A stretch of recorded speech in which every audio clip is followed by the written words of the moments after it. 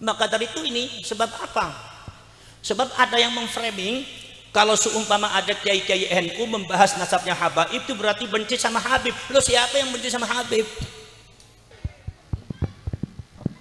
Salawatullahi tansha ashrafan rasulil ataib wa ta'um mu'ala jam'a babada nurul kawakib marhaban ya marhaban marhaban marhaban ya marhaban marhaban bika ya khairal habaib bika ya khairal habaib aqbala sa'du alaina wal ghana min kulli jadid falana al-bushra fi sa'din ja'ana min khairil ghaib marhaban ya marhaban marhaban ya marhaban marhaban bika ya khairal habaib bika ya khairal habaib. Sallu ala Nabi Muhammad.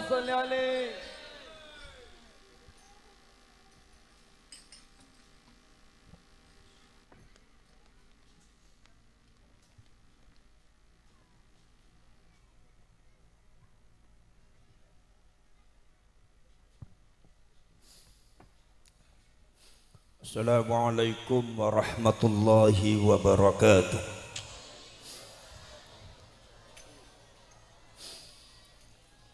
Bismillahirrahmanirrahim.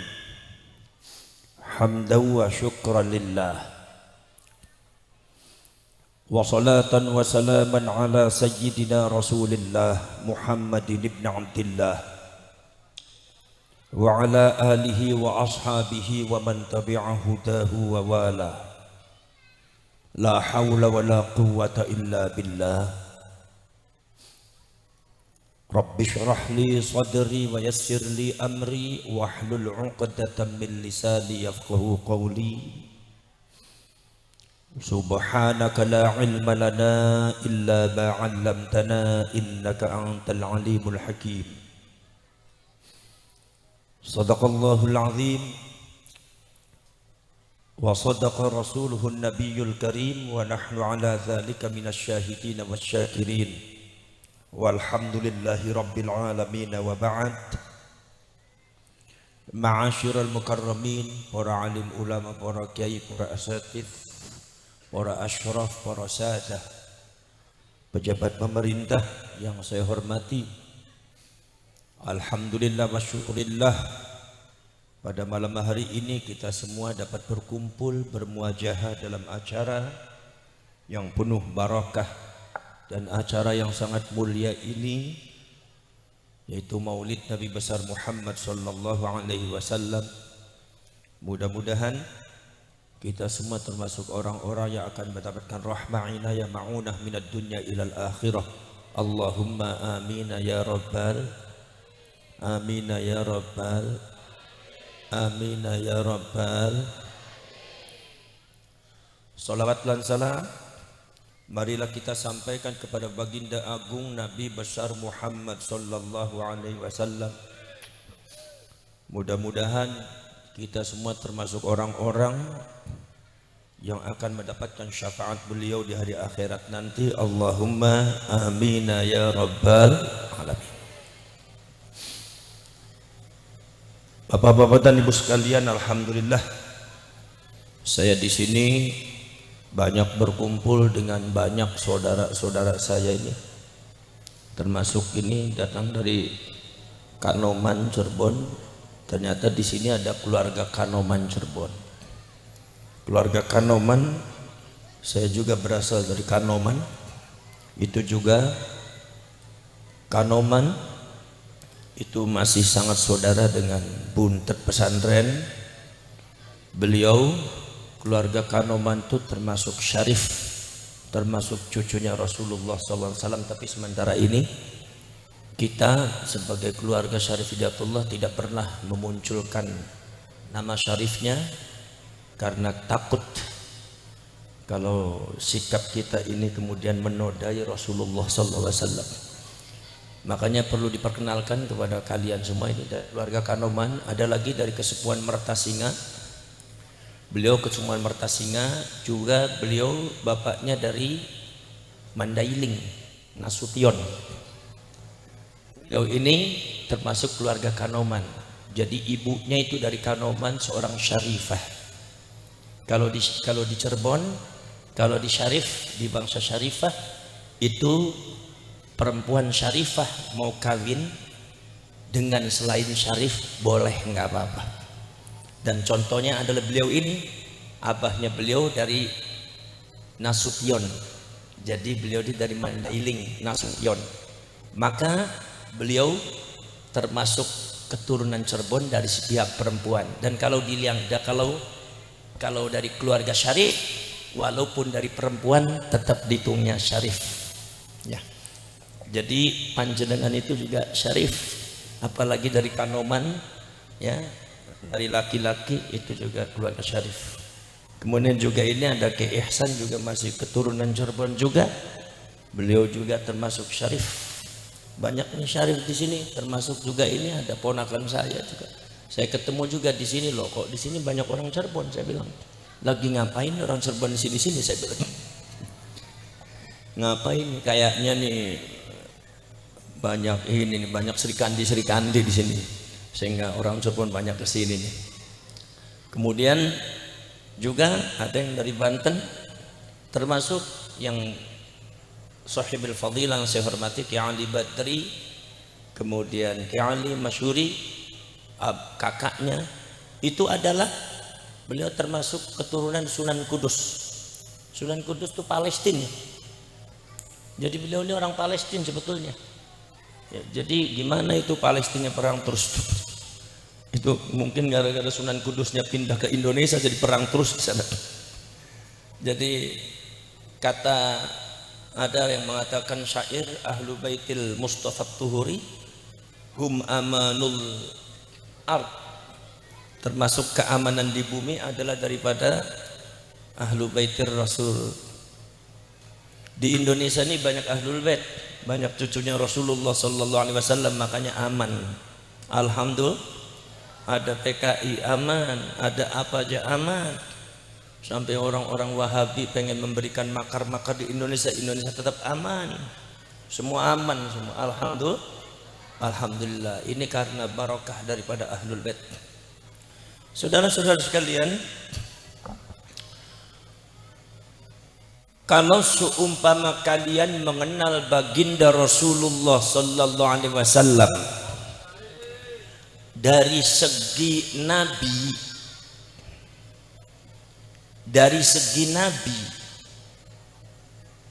maka berarti panjenengan semua belum mengenal Rasulullah secara detail, secara dalam. Kalau seumpama masyarakat Cibitung mengenal Kanjeng Nabi hanya sebatas sebagai Nabi, ingat, yang jadi Nabi bukan sekedar Nabi Muhammad sallallahu alaihi wasallam. Nabi Adam jadi Nabi, Nabi Musa jadi Nabi, Nabi Nuh jadi Nabi, Nabi Ibrahim juga jadi Nabi. Banyak Nabi-Nabi di dunia ini. Memang yang namanya nabi itu sangat istimewa, sangat istimewa. Tidak semua orang bisa diangkat oleh Allah Subhanahu wa taala jadi nabi. Sebab nabi itu adalah orang-orang yang dipilih oleh Allah Subhanahu wa taala dan dianugerahi oleh Allah Subhanahu wa taala sebuah khususiyah yang disebutkan oleh Al-Imam Ahmad An-Naqsyabandi, seorang ulama besar mazhab Thariqah Naqsyabandiyah, yang disebut khususiyatun nubuwah, keistimewaan kenabian. Saudara-saudara sekalian, keistimewaan kenabian ini diberikan oleh Allah Subhanahu wa taala kepada orang yang dipilih oleh Allah, tidak sembarang orang, tetapi yang disebut dengan al-insanul mukhtar, manusia yang dipilih oleh Allah Subhanahu wa taala. Jadi tidak semua orang bisa jadi nabi. Saudara-saudara sekalian, seorang nabi itu adalah orang yang diberikan oleh Allah Subhanahu wa taala khususiyatun nubuwah, keistimewaan kenabian. Kalau seumpama kata masyarakat Cibitung, rasul itu lebih utama daripada nabi, karena semua rasul pasti nabi, tidak semua nabi mesti rasul. Rasul itu pasti nabi, nabi enggak mesti rasul. Maka dari itu rasul itu dianggap lebih utama daripada nabi. Tapi saudara-saudara sekalian, jangan silap bahwasanya kata Imam Ahmad An-Naqsyabandi mengatakan bahwasanya an-nubuwah afdal wa akram minar risalah. Kenabian itu lebih utama, lebih mulia di atas kerasulan. Sebab apa?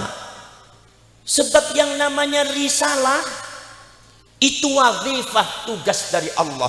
Sedangkan yang namanya nubuwah itu adalah khususiyah, keistimewaan dari Allah. Kalau seumpama kata kalian mengatakan rasul itu lebih utama daripada nabi, di mana tidak setiap nabi tidak setiap nabi jadi rasul, sementara setiap rasul itu nabi, logikanya seperti itu. Tapi kata Imam Ahmad An-Naqsyabandi mengatakan nubuwah itu lebih utama daripada risalah. Apa sebabnya? Sebab kata Imam Ahmad An-Naqsyabandi, manusia tidak akan diberikan oleh Allah wazifatul risalah kecuali orang tersebut diberikan dulu oleh Allah khususiyatun nubuwah. Tanpa khususiyatun nubuwah tidak akan ada wazifatul risalah. Tanpa khususiyatun nubuwah maka orang tidak akan bisa diangkat jadi rasul. Maka nubuwah itu afdal minar risalah. Saudara-saudara sekalian, khususiyatun nubuwah, dari khususiyatun nubuwah ini keluar apa yang disebut jauharatun nubuwah.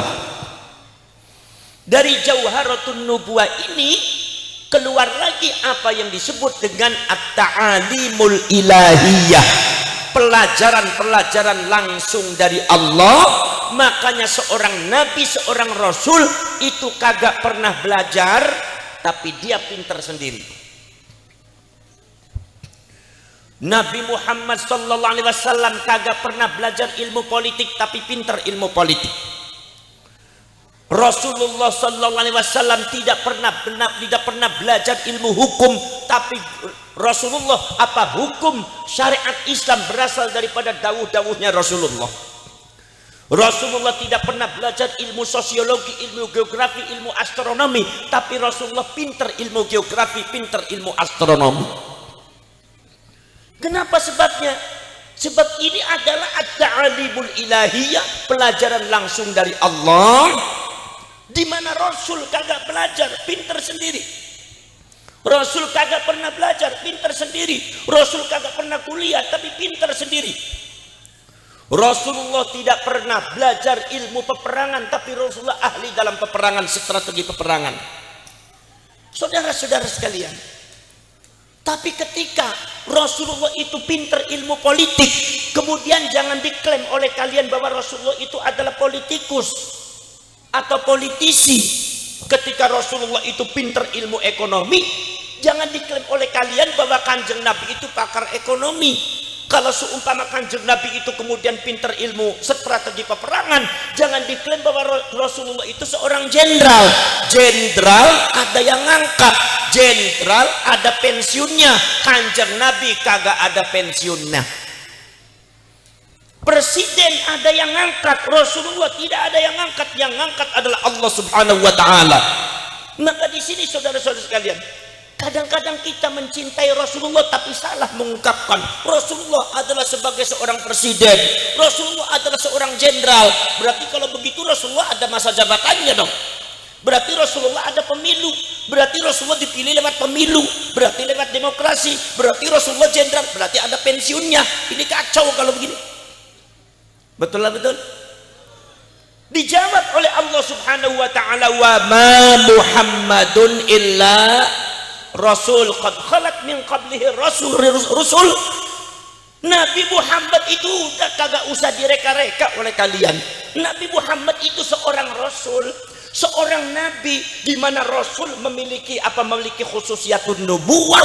Khususiyatun nubuwah ini yang membuahkan at-ta'alimul ilahiyah, di mana at-ta'alimul ilahiyah ini nabi dan rasul itu belajar langsung dari Allah, ilmunya langsung dari Allah. Maka nabi dan rasul ilmunya langsung dari Allah, pintar sendiri kagak pernah belajar. Maka Rasulullah tidak tepat kalau disebut presiden, tidak tepat kalau disebut jenderal atau politikus. Apa sebabnya? Sebab Rasulullah kagak pernah belajar di kuliah, tapi Rasulullah ilmunya langsung dari Allah Subhanahu. Faham apa kagak? Ngerti apa ngerti? No? Ngerti kagak ngerti, yang penting manggut-manggut beres dah. Kagak usah dipikirin. Ngerti kagak ngerti, manggut-manggut beres dah. Banyak pahalanya orang manggut-manggut ya. Saudara-saudara sekalian, di sini saudara-saudara sekalian, saya akan menjelaskan bahwasanya khususiyatun nubuwah itu sangat luar biasa. Apa luar biasanya? Nabi Adam alaihissalatu wassalam menghadapi iblis. Ini orang Cibitung sama iblis kenal apa kagak? Jangan pura-pura kagak kenal. Mentang-mentang baru ketemu sama Kiai Buntet dari Cirebon aja, mentang-mentang baru setengah jam aja kagak ada, itu udah lupa sama kawan deket dah ente. Kenal apa kagak, Bu? Panjenengan kenal sama iblis apa kagak, Pak? Iblis itu Bapak Jenderal Profesor Doktor Iblis. Iblis itu saudara-saudara sekalian, nih di dalam Al-Qur'annya ada, wa idh qulna lil malaikati isjudu li Adam usjudu li Adam fasajadu illa iblis aba wastakbara wa kana minal kafirin wa kana minal kafirin. Nih suara gua agak serak nih, kenapa belum dikasih makan nih sama Sohibul Bed malam ini gua nih. Biasanya kalau di Buntet kalau ada acara haul, biasanya kemudian kiainya datang, sebelum kiai ceramah biasanya dikasih makan dulu biasanya. Saya cuma cerita doang, bukan nyindir ente jangan tersinggungan. Lagi cerita, barangkali di Cibitung beda, beda ada. Ada orang belum makan malah dikasihnya tisu. Cibitung gimana nih panitianya nih? Biasanya kalau ada olah lapar di mana-mana juga dikasih nasi sama lauknya, ini mah tisu mah air kelapa nih, bikin sakit perut nih kalau gua minum deh. Bahaya juga ini. Betul lah betul. Nah, Wa idh qulna lil malaikati isjudu li Adam usjudu li Adam fasajadu illa iblis aba wastakbara wa kana minal kafirin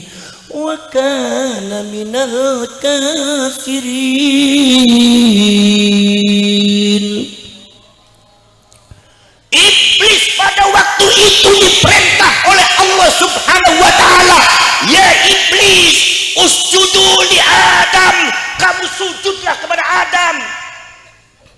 Sujud di sini bukan sujud ubudiyah, bukan sujud ibadah nyembah Nabi Adam. Tetap kata Al-Imam Jalaluddin Muhammad bin Ahmad Al-Mahalli di dalam kitab Tafsirul Quranil Azim yang dikenal oleh masyarakat Cibitung Tafsir Jalalain, mengatakan usjudu li Adam ay akrimu Adam, hormatilah Adam. Maka sujudnya di sini kata Imam Jalaluddin Al-Mahalli bil inhinai, kelawan merkungkungaken awak. Apa merkungkungaken awak tuh?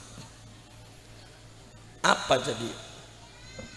Apa namanya? Doyongin badan gini. Apa namanya? Membungkukkan badan. Saudara-saudara kalian, iblis pada waktu itu kagak mau sujud kepada Nabi Adam, kagak mau menghormati Nabi Adam. Merasa rasnya lebih tinggi daripada Nabi Adam, merasa lebih hebat daripada Nabi Adam, merasa lebih mulia daripada Nabi Adam. Diperintah sama Allah Subhanahu wa taala menghormati Nabi Adam, kagak mau meremehkan Nabi Adam. Iblis kagak terasa bahwa secara konteks spiritual iblis bukan membangkang Nabi Adam, tapi iblis sedang menentang Allah Subhanahu wa taala. Saudara-saudara sekalian, akhirnya Allah marah. Kata Allah mengatakan, ya iblis, ma mana'aka Allah tasjuda iz amartuk. Apa sing ngalang-alangi kowe padha waktu aku merintahkan kowe ngormati Adam, kowe ora gelem nglakoni iblis. Ngerti apa kagak artinya? Ngerti kagak? Syukur kagak ngerti. Ya iblis, apa yang menghalang-halangi kamu ketika aku perintahkan kamu hormati Adam, kamu tidak mau melakukan? Apa yang menghalang-halangi kamu, hai iblis? Iblis langsung jawab di depan Allah Subhanahu wa taala, bojo semeti si takap sini betungkal nutupi dalan wewosongan ageng bojoking krana sruta madhep maring ngarsanipun murbeng dumadi. Angin mangibit ngirit arum-arum lumrang bandarang sari, kaurang sumerbak lisak dane katon dadi ngambar sandingi wonoso, bumi gonjang ganjing langit kelap kelip, kemulutuk gunung pating cemletuk sumerang baingasapun lalang bono tidak paduka. Mohon maaf, bukan berarti aku iblis tidak mau menuruti perintah paduka, tapi kali ini sungguh perintah paduka tidak sesuai dengan undang-undang logika yang benar. Gusti Allah disalahin, ini watak iblis. Sekarang saya tanya, ilmunya iblis dari siapa? Dari Allah. Iblis belajarnya sama siapa? Sama Allah. Ilmunya iblis dari Allah, iblis belajar sama Allah, tapi iblis berani mengatakan Allah salah, Allah kagak bener.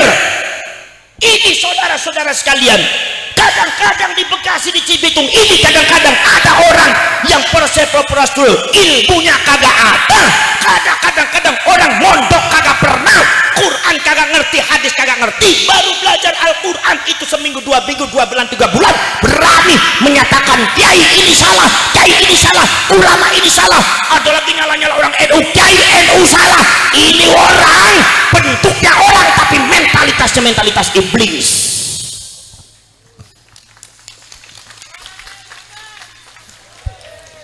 Ini ente nepokin siapa ini ente? Ada orang lapar ditepukin ente mah. Ini kurang ajar juga nih Cibitung. Bikin gua tambah nek aja. Nih habis ngaji ada makan apa kagak? Nih jawab. Yang jelas jadi orang tuh yang jelas. Kalau tadi dikasih tahu Gus nggak ada makan, ya udah gua mau beli di pecel lele di pinggir jalan, gampang, di Cibitung banyak. Ini ada makan apa kagak nih, kayak Ali Badri nih. Ya emang bener, kalau setelah pengajian makan memakan, biasanya juga makan, betul lah betul. Tapi kata orang Tegal, kalau habis ngaji makan itu adalah bar ngaji mangan, itu katanya bajingan. Bar ngaji mangan. Jadi kalau ada kiai bar ngaji mangan, kiai bajingan, kurang ajar ente nih. Ya Bu ya, saudara-saudara kali iblis. Ya iblis, akhirnya apa saudara-saudara kalian diperintahkan oleh Allah? Kata Allah Subhanahu wa ta'ala, apa yang menghalang-halangi kamu iblis ketika aku perintahkan kamu menghormati Adam, kamu tidak mau menghormati? Ternyata apa? Sikapnya iblis ternyata memiliki sifat sombong, takabur, tafahur, ujub kepada diri sendirinya. Aku lebih hebat daripada Adam, aku lebih mulia daripada Adam, ilmuku lebih banyak daripada Adam. Adam belum punya ilmu, aku senior, ngaji kepada engkau ratusan juta tahun, sedangkan Adam belum pernah mondok. Aku punya jabatan, jabatanku sangat mentereng, ketua umum Dewan Suro Pusat Malaikat. Kalau PKB-nya kayak gitu dah. Saya adalah pemimpinnya malaikat, kedudukanku lebih tinggi, titelku lebih banyak daripada Adam. Bukankah sebaliknya, Adam harus menghormati aku, bukan aku menghormati Adam, wahai paduka Tuhan? Sungguh perintah paduka Tuhan kali ini tidak sesuai dengan undang-undang logika yang benar. Iblis nyalain Gusti Allah, nekat nih orang. Kira-kira di Cibitung orang model kayak gitu ada apa gak? Ada apa kagak? Ini tampang-tampangnya banyak nih. Kadang-kadang kalau ngomong sembarangan, kiai lagi kunut sesat. Kata orang Cibitung, yang kagak kunut yang sesat. Enggak, yang kunut sesat, yang kagak kunut, yang kagak kunut. Ini yang kunut sesat, kagak kunut sesat. Ya bener dah kata anak muda pinggir jalan. Untung aja gua mah kagak pernah sholat subuh, jadi kagak pernah sesat Ustad. Ndasmu, ente paling sesat malah. Betul betul. Saudara-saudara sekalian, ini saudara-saudara sekalian. Maka saudara-saudara sekalian, iblis akhirnya apa? Akhirnya iblis saudara-saudara sekalian dihadapkan oleh Nabiullah Adam alaihissalatu wassalam. Nabi Adam yang akhirnya diajari oleh Allah apa? Wa 'allama Adam al-asma'a kullaha.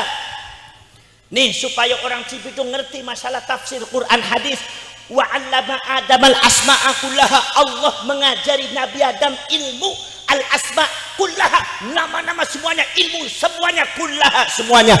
Kata Al-Imam Jalaluddin Muhammad bin Ahmad Al-Mahalli mengatakan, lahdotan yasirotan, waktunya sebentar, tapi Nabi Adam dapat ilmunya kullaha semuanya. Sementara iblis mondok kepada Allah Subhanahu wa ta'ala ratusan juta tahun, tapi ilmunya kagak dapat semuanya. Makanya belum tentu orang mondoknya lama pinter. Kadang-kadang orang mondoknya sebentar lebih alim. Jadi ente jangan petakilan kalau jadi senior. Kalau ente jadi senior petakilan, berarti ente mentalnya iblis ente.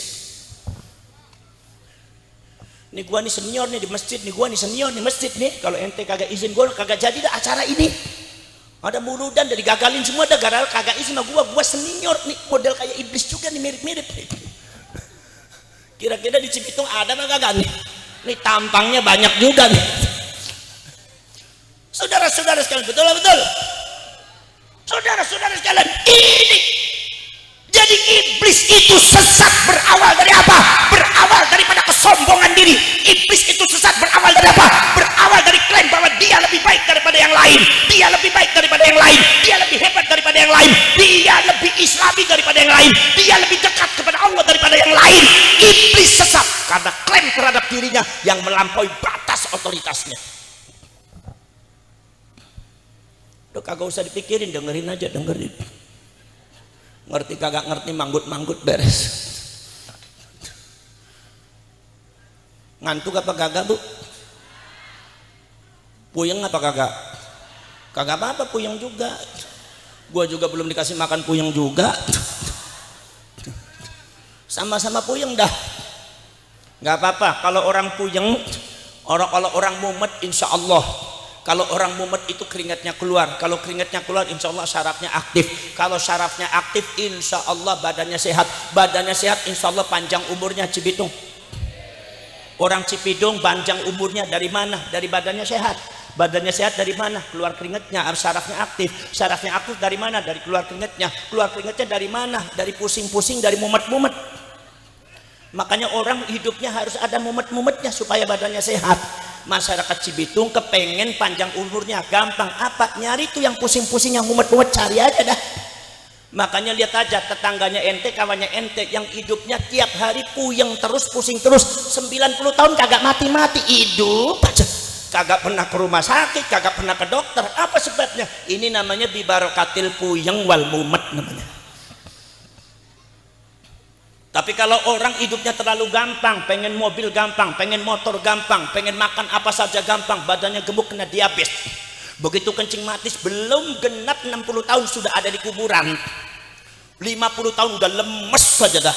Apa sebabnya? Ini orang semua gampang, hidupnya gampang, pengen uang gampang, pengen istrinya banyak gampang lagi, pengen rumah gampang. Ini orang hidupnya gampang, akhirnya matinya juga gampang. Makanya orang hidup jangan kegampangan, barangkali matinya gampang. Ini kalau gua ngomong kagak digubris juga no kayak gini. Tampangnya tampang kreditan kayak gini. Betul lah betul. Betul lah betul. Saudara-saudara sekalian tuh. Jadi saudara-saudara sekalian, kalau seumpama orang itu ngantuk di pengajian, jangan bubar. Ngantuk aja di pengajian kagak apa-apa, dapat pahala nggak di pengajian. Kalau di rumah kagak dapat pahala. Jadi Gus, kalau saya ngantuk di sini nggak apa-apa, nggak apa-apa. Kalau tidur kagak apa-apa, wong gua datang juga ente udah merem terus. Terusin aja dah. Apalagi yang piot-piot gitu. Ntar kalau sumpama bubar pengajian kagak usah dibangunin, gotong di kuburan aja sekalian.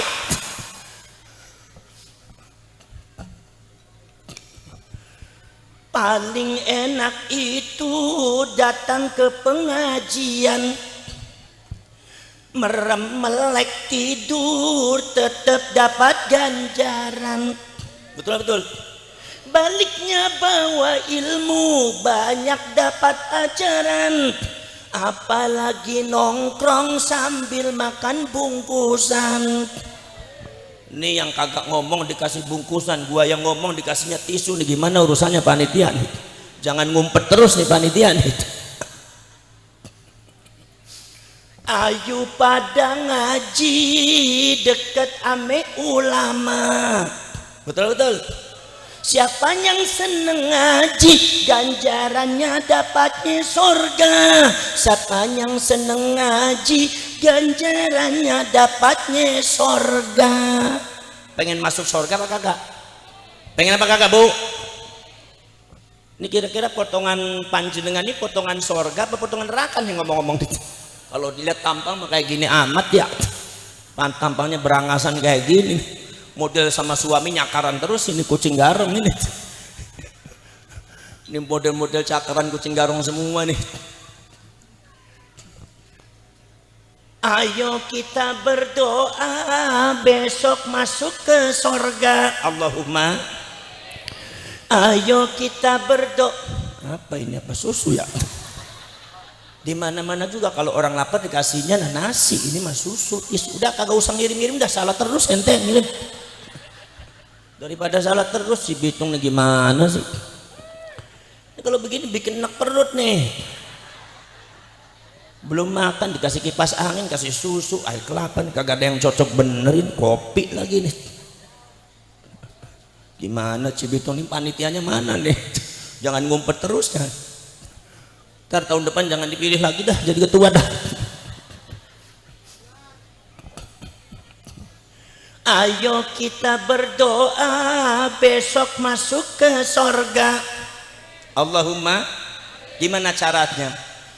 Kalau ada kiai ayo pada ngaji, jangan pada bubar ampe doanya kelar. Jadi kalau doa belum kelar jangan bubar bu. Ini biasa nih ibu-ibu nih sohibul bubar.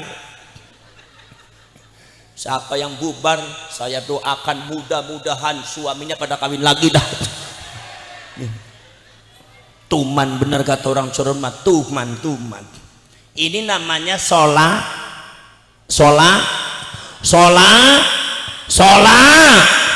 Jadi orang pelit-pelit amat nanti. Ini namanya sholat. Sholawat itu madhur Rasul, memuji Rasulullah, tetapi mengalami makna itisaian perluasan makna, yaitu menjadi nasihat. Nasihat masuk ke sholawat, sholawat kalian isinya nasihat. Makanya tadi tuh ada hadran tuh, isinya apa? Isinya sholawat semua, isinya nasihat tuh. Kiai di Cirebon tuh kalau sumpama mau nasihatin orang itu pakainya sholawatan biar orangnya kagak tersinggung. Kalau pakai mulut tersinggung, benci sama kiainya. Makanya kagak usah pakai mulut, pakai apa? Pakai sholawat tuh, orang disolawatin. Kagak pernah sholat, kagak pernah apa, udah sholawatin aja. Ini model kayak gini banyak kudu disolawatin semua nih model kayak gini. Ini lama-lama setelah disolawatin gua tahlilin juga nih.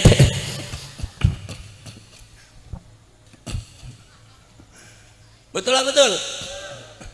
Sayang si sungguh sayang, ganteng tara sembahyang.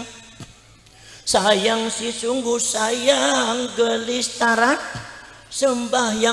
Nabi Yusuf ganteng tapi rajin sem. Siti Zulaikha gelis tapi rajin sem. Kira-kira orangnya marah apa kagak? Kagak marah ya. Ibu-ibu kalau mau marah sama bapak nggak usah pakai mulut, tar berantem, nggak selesai. Kasihan cuma anak sama anaknya tuh, punya bapak, ibu, emak sama bapak tuh, masya Allah berantem tuh tiap hari. Maka dari itu kalau bapaknya macem-macem disolawatin, bapaknya disolawat. Ibu-ibu pura-pura ngulek sambil di dapur, tapi solawatan yang kenceng biar bapaknya kedengeran.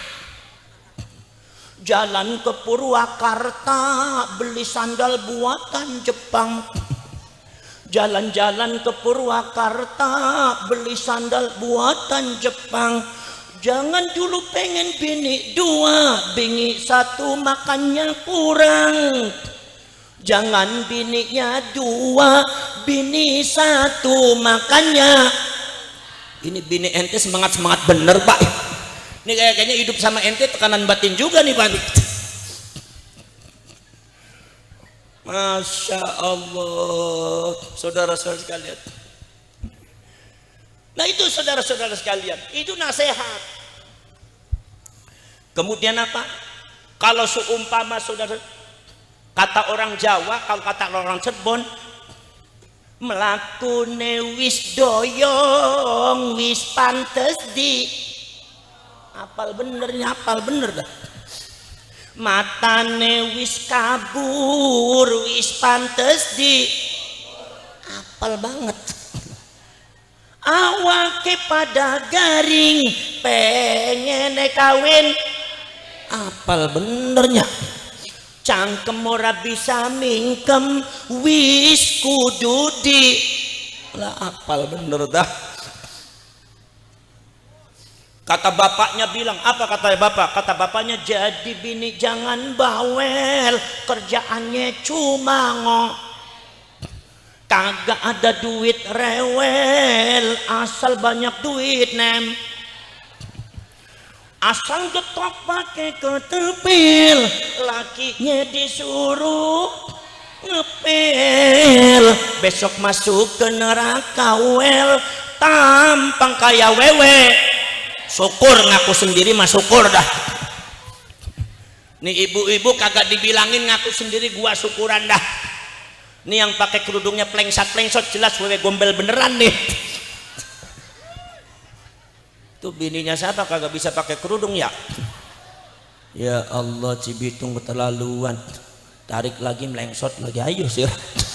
Ini model kayak gini dikawin sama ente ya. Dibuang aja pinggir laut sana, tumbalannya di Roro Kidul, sedeng dah kayak gini. Bu,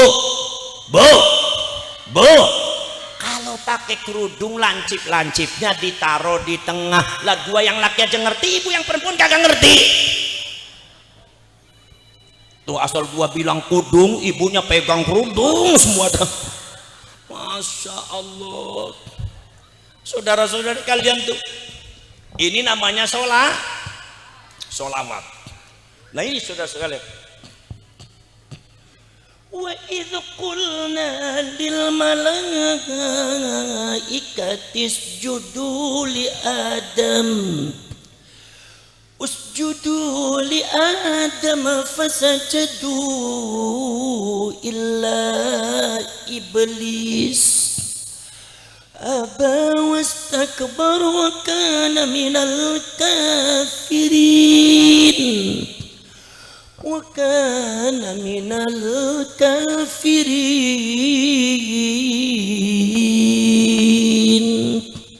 Lah ini saudara-saudara, ini yang disebut at-ta'alimul ilahiyah.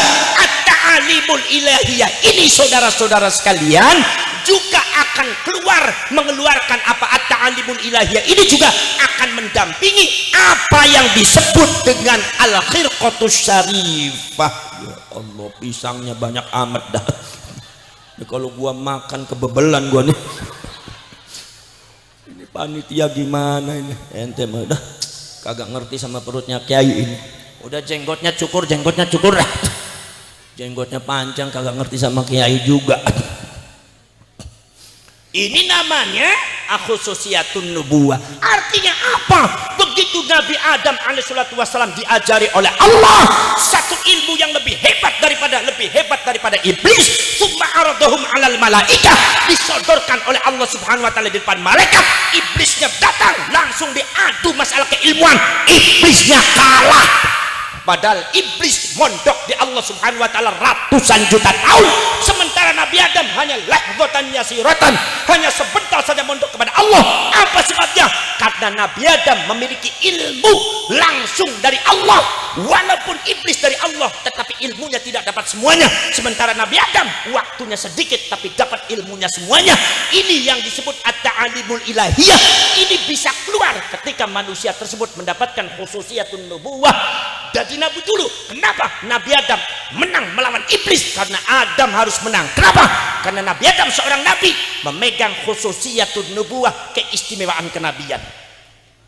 Ini supaya kalian tahu bahwasanya keistimewaan kenabian itu sangat luar biasa. Tapi saudara-saudara sekalian, yang namanya nabi itu, yang namanya nabi bukan sekedar Nabi Adam. Yang namanya nabi bukan sekedar Nabi Muhammad sallallahu alaihi wasallam.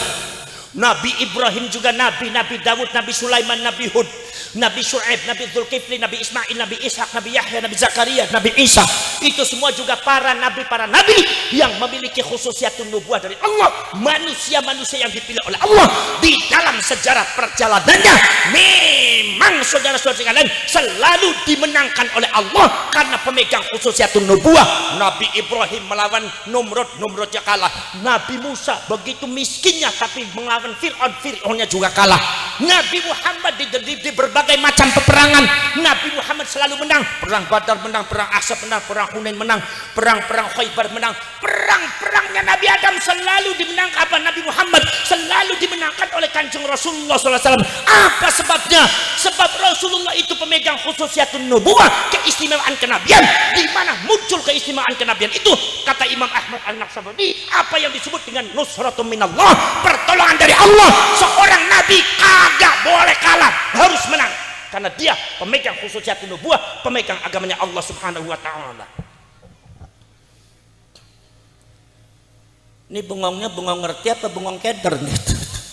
Ente mah bengong pikir keder gua ya. Betul lah, betul. Saudara-saudara sekalian, tapi sehebat-hebatnya khususiyatun nubuwah, ketika kita semua memahami bahwa Kanjeng Nabi Muhammad adalah seorang nabi yang diberikan khususiyatun nubuwah, berarti kalian belum tahu keistimewaannya Rasulullah di atas nabi yang lain. Berarti kalian hanya menyamakan Kanjeng Nabi dengan Rasul Nabi yang lain. Kalau seumpama Rasulullah itu disamakan dengan nabi-nabi dan rasul yang lain, kemudian apa gunanya Rasulullah disebut sebagai Sayyidul Anbiya'i wal Mursalin, pimpinannya para nabi, para rasul, Afdalul Anbiya'i wal Mursalin, nabi rasul yang paling utama. Apa gunanya ada sandangan, yaitu adalah predikat sebagai nabi dan rasul yang paling mulia. Kalau seumpama kita hanya tahu Rasulullah hanya sebagai seorang nabi, maka memahami dan mengenal Rasulullah tidak cukup. Rasulullah sebagai nabi yang memiliki khususiyatun nubuwah, tapi ada Rasulullah memiliki keistimewaan yang tidak dimiliki oleh para nabi dan para rasul sebelumnya. Ada yang mengatakan Rasulullah, saya kenal Rasulullah sebagai seorang rasul yang mendapatkan wazifatur risalah, yang mendapatkan wazifatur risalah, yaitu adalah tugas risalah dari Allah Subhanahu wa taala. Maka saudara-saudara sekalian, ini menunjukkan bahwasanya Rasulullah sebagai seorang rasul dipilih oleh Allah Subhanahu wa taala untuk menyebarkan nubuwah, untuk menyampaikan nubuwah kepada orang lain yang disebut wazifatur risalah. Tapi kalian harus ingat bahwasanya yang mendapatkan wazifatur risalah untuk menyampaikan kepada umatnya bukan sekedar Rasulullah, Nabi Musa, Nabi Isa, Nabi Ishak, Nabi Ismail, Nabi Daud, Nabi Sulaiman, Nabi Ibrahim, para nabi, para rasul yang lainnya juga di samping mendapatkan khususiyatun nubuwah, keistimewaan kenabian, kemudian kenabian itu kemudian harus disampaikan, disebarluaskan ajarannya kepada manusia-manusia yang lain yang jadi umatnya, yang disebut wazifatur risalah. Artinya yang jadi nabi dan jadi rasul bukan sekedar Rasulullah. Artinya kalau seumpama kalian semua memahami Rasulullah hanya sebatas sebagai rasul, berarti kalian tidak mengerti, tidak akan paham keistimewaannya Rasulullah di atas rasul yang lain. Dah kagak usah dipikirin, dengerin aja, dengerin dah. Ngerti kagak ngerti, mantuk-mantuk beres dah. Ntar kalau udah capek juga berhenti sendiri. Di sini juga kagak dikasih makan juga. Saudara-saudara sekalian, betul betul. Lalu kemudian apa keistimewaan Rasulullah? Apa keistimewaan Rasulullah ketika Rasulullah menerima khususiyatun nubuwah sebagai seorang nabi? Ketika Rasulullah ditugasi oleh Allah yang disebut dengan wazifatur risalah, tapi Rasulullah disebut Afdalul Anbiya'i wal Mursalin wa Sayyidul Anbiya'i wal Mursalin, nabi rasul paling utama, pimpinan para nabi, para rasul paling utama, bahkan wa afdalul makhluqat alal itlaq, makhluknya Allah yang paling utama, yang paling mulia. Itu saudara-saudara sekalian, apa sebabnya? Karena jawabannya adalah karena Rasulullah memiliki khususiyah yang tidak dimiliki oleh orang lain, memiliki keistimewaan atau khususiyah yang tidak bisa dimiliki dan tidak dimiliki oleh para nabi kabar rasul yang lain. Khususiyah apa? Kata al-Imam Syahir wa Syekhul Kabir wal Bahru Zakhir, khatimu awliya'il warithina fil awwal wal akhir, muhkil haqqi wad din ala taqrir, Abu Bakar Muhammad bin Ali bin Muhammad bin Abdullah At-Ta'i Al-Hatimi Muhyiddin Ibnu Arabi mengatakan khususiyah itu yang disebut dengan khususiyatul Muhammadiyah, keistimewaan sebagai manusia yang dipuji oleh Allah, manusia yang terbaik, makhluk Allah yang terbaik. Itu namanya khususiyatun Muhammadiyatun atau khususiyatul Muhammadiyah. Makanya kata Al-Imam Ja'far bin Hasan bin Abdul Karim Al-Barzanji, disebutkan di situ, walamma aradallahu ibraza haqiqatihil Muhammadiyah, ya kan? Wa idharuhu jisman wa ruhan bisuratihi wa ma'na. Ngerti artinya? Kagak ngerti? Ngerti kagak artinya? Nggak ngerti? Ya udah kagak apa-apa. Jadi orang NU mah enak aja, kagak apa-apaan, jahitnya kagak apa-apa dah gitu. Long ente ada bulutan kagak patungan, udah kagak apa-apa, yang penting datang aja. Patungan 10.000, minta berkat, minta beseknya 10 biji, rugi dah panitia. Naqalahu ila maqarrihi min sadafati Aminah min sadafati Aminat az-Zuhriyah. Sering baca Barzanji. Wa khassal qaribul mujibu bi an takuna umma bi an takuna umma li Mustafa. Ya, ngerti artinya? Kagak ngerti? Enggak apa-apa. Apa sebabnya? Long ustadz ente yang baca aja kagak ngerti, apalagi ente bukan ustadz. Kiainya di Cibitung baca Barzanji itu cuma ngereng-ngereng kayak gini, kayaknya orang paling ngerti nih, padahal mah kagak ngerti juga, sama dengan ente. Udah kiainya aja kagak ngerti, apalagi ente kagak, bukan kiai. Nyantai aja kita. Yang penting di akhirat masuk surga gitu aja. Kalau santri biasanya itu kalau bulan Ramadan tuh biasanya makan makanan sorga itu. Santri dibuntet makanan sorga. Apa? Sesore sega, intip. Tahu intip? Itu makanan sorganya santri, sesore sega itu kan intip. Mari kita makan makanan sorga. Apa? Intip dah. Sore sega kayak gitu. Nah, ini saudara-saudara. Walamma aradallahu ibraza haqiqatihil Muhammadiyah ini ketika Allah ingin memunculkan hakikatnya Nabi Muhammad, yaitu adalah yang memiliki keistimewaan Muhammadiyah, keistimewaan Kanjeng Nabi Muhammad sallallahu alaihi wasallam. Lah ini saudara-saudara sekalian adalah khususiyahnya Kanjeng Nabi yang tidak dimiliki oleh orang lain, tetapi hanya dimiliki oleh Rasulullah sallallahu alaihi wasallam. Maka Rasulullah diberikan oleh Allah satu makom yang disebut dengan maqam mahmudah, satu makom kedudukan yang tidak bisa dimiliki oleh orang lain kecuali Kanjeng Nabi Muhammad SAW. Maka di sini kemudian Rasulullah diberikan predikat afdalul anbiya'i wal mursalin wa sayyidul anbiya'i wal mursalin wa afdalul makhluqat alal itlaq, pimpinan para nabi, nabi rasul yang paling utama, bahkan makhluk Allah yang paling utama. Apa sebabnya? Ini adalah yang disebut dengan khususiyatul Muhammadiyah. Betul lah betul? Betul lah betul? Saudara-saudara sekalian. Makanya saudara-saudara sekalian, itu Rasulullah sallallahu alaihi wasallam itu sangat luar biasa. Rasulullah sallallahu alaihi wasallam sangat luar biasa, bukan sekedar beliau itu sebagai orang yang maksum, tetapi Rasulullah adalah memiliki keistimewaan yang tidak dimiliki oleh orang lain.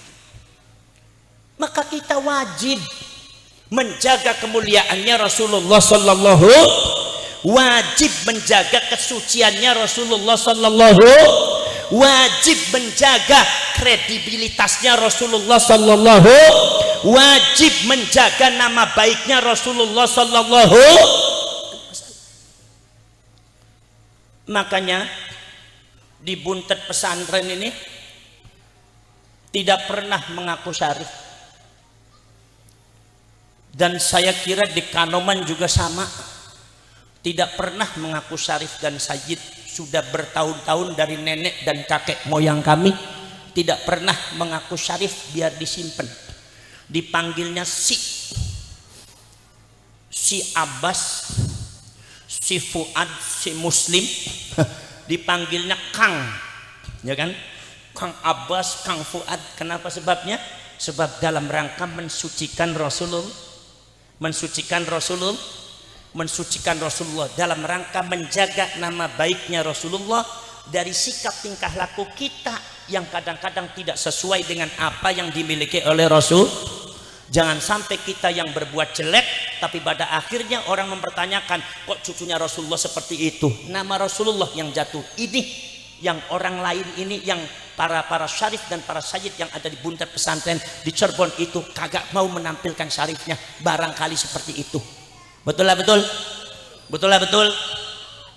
Saudara-saudara sekalian, makanya kalian jangan suka salah paham, apalagi masyarakat dan rakyat Indonesia jangan suka salah paham. Kalau seumpama ada kiai yang membahas nasab daripada klan Ba'alawi atau yang dikenal oleh kalian Habaib, jangan di framing bahwa kiai itu benci kepada Habib. Salah. Orang NU itu tidak pernah diajari benci kepada orang. Saya tidak boleh benci kepada orang. Apalagi pada para ulama, para kiai, apalagi para habibnya, habaib yang sudah berilmu. Nggak boleh. Sebagai rakyat, sebagai orang Islam tidak boleh benci kepada orang lah sama umat Islam. Maka dari itu ini sebab apa? Sebab ada yang memframing kalau seumpama ada kiai-kiai NU membahas nasabnya habaib itu berarti benci sama Habib. Lo siapa yang benci sama Habib? Lo gua sendiri saudaranya banyak Habib, ponakan-ponakan gua Habib semua. Ada Segaf, ada Al-Jufri, ada bin Yahya, ya, ada macam-macam, ada Al-Habsyi, semuanya ada. Itu ponakan-ponakan saya semua. Ada enggak rasa benci? Enggak ada. Saudara-saudara sekalian, apalagi yang namanya di Buntet pesantren ini para syarifnya sudah banyak berkeluarga dengan kaum habaib. Berkeluarga ya, artinya berkeluarga itu banyak melalui perkawinan, sehingga kebanyakan itu adalah bangsa bin Yahya. Sehingga di Buntet itu, di Cirebon itu keluarga syarifnya disebutnya Al-Yahya. Al-Yahya itu Alu Yahya, keluarganya bin Yahya, karena saking banyaknya saudara dari bin Yahya, maka nisbatnya akhirnya tuh seolah-olah kita juga bin Yahya, padahal kita sebenarnya Al-Yahya. Artinya apa? Artinya saya suruh benci kepada habaibnya nggak bisa. Lah kenapa saya kadang-kadang kalau bicara keras, saya bukan benci kepada habaib, benci kepada kebatilannya. Dan itu tidak dilakukan oleh semua habaib. Ada habib satu persatu gitu aja. Tidak semua habib seperti itu. Cuma yang paling penting, ketika seumpama ada kiai NU membahas tentang nasabnya Ba'alwi habaib, jangan di framing itu benci kepada Habib. Tidak benci kepada Habib, tapi apa tujuannya? Tujuannya adalah menempatkan habaib pada tempat yang sebenarnya. Apa sebab? Sebab kata As-Sayyid Muhammad bin Alwi Al-Maliki mengatakan bahwasanya al-fadl itu la yamna'ul haq liman talabal adla. Bahwasanya ketika kita itu menginginkan suatu anugerah dari Allah Subhanahu wa taala kala mendekati ahlu baitir Rasul, itu jangan sampai kita melanggar atau menghalang-halangi yang hak, yang benar. Yang benar, jangan menghalang-halangi ilmu. Ini adalah kekuatan ilmu. Dan kita tidak jadi masalah. Habaib mau cucunya Rasulullah, ya kalau jadi guru kalian harus dihormati. Ada habaib jadi bukan cucunya Rasulullah, ya tetap sebagai guru kalian harus dihormati. Cuma ini lagi dibahas masalah nasabnya mereka, termasuk nasabnya Wali Songo. Supaya apa? Supaya rakyat Indonesia ini tidak salah di dalam mencintai. Jadi artinya kalau seumpama mencintai orang itu cucunya Rasulullah, jadi cintai sebagai cucunya Rasulullah, apalagi sebagai guru. Sebagai guru dan sebagai cucunya Rasul. Tapi kalau orang itu ternyata bukan cucunya Rasulullah, cintailah sebagai guru. Jangan sampai ada embel-embel cucunya Rasulullah. Karena apa? Secara fakta keilmuan bertentangan. Ini sangat berbahaya di akhirat nanti. Siapa yang bertanggung jawab nanti? Betul lah, betul. Jadi sama sekali tidak ada kata-kata benci, saudara-saudara sekalian. Maka dari itu jangan di framing seperti itu ya. Ada yang mengatakan bahwasannya Gus, kalau zaman dulu katanya kalau zaman dulu nggak ada tuh orang-orang NU yang membahas nasabnya habaib. Ya iya, tidak ada. Karena apa? Antara habaib dengan NU waktu itu masih menyatu. Sekarang ada oknum-oknum habaib yang kadang-kadang sengaja berseberangan dengan NU. Dan nyata-nyata kadang-kadang menjelek-jelekan NU, dan itu bukan fitnah, memang itu ada dan itu harus dihentikan. Kenapa? Sebab itu akan memecah belah orang kalau tidak dihentikan. Betul lah, betul. Betul lah, betul. Contohnya seperti ini, saudara. Nih, kalian sebagai rakyat Indonesia harus melek, harus sadar, ini tanah air kalian. Kalianlah yang jadi tuannya, bukan yang lain. Ini tanah kalian harus diperjuangkan oleh kalian. Ini tanah kalian harus dimiliki oleh kalian. Kalian yang jadi tuannya. Jangan sampai ada orang lain yang memperbudak kalian. Contohnya seperti ini, saya kasih contoh. Yang namanya Kiai Ma'ruf Amin itu orang yang paling membela habaib di kalangan NU. Kiai Ma'ruf Amin Sampai pada waktu ada Front Pembela Islam, semua masyarakat NU dan Kiai NU mengkritik Front Pembela Islam. Ini Kiai Ma'ruf Amin selalu membela. Sampai orang NU dan Kiai NU itu sempat agak salah paham terhadap Kiai Ma'ruf Amin. Waktu itu masih jadi MUI. Wah, Kiai Ma'ruf Amin ini sudah kemasukan garis keras. Sampai salah paham seperti itu. Apa? Kiai Ma'ruf Amin ini membela habaib sangat luar biasa. Kiai Ma'ruf Amin. Kiai Ma'ruf Amin itu di depan para ulama, para kiai membela habaib yang sangat luar biasa. Tapi saudara-saudara sekalian, balasan daripada oknum habaib terhadap Kiai Ma'ruf Amin apa?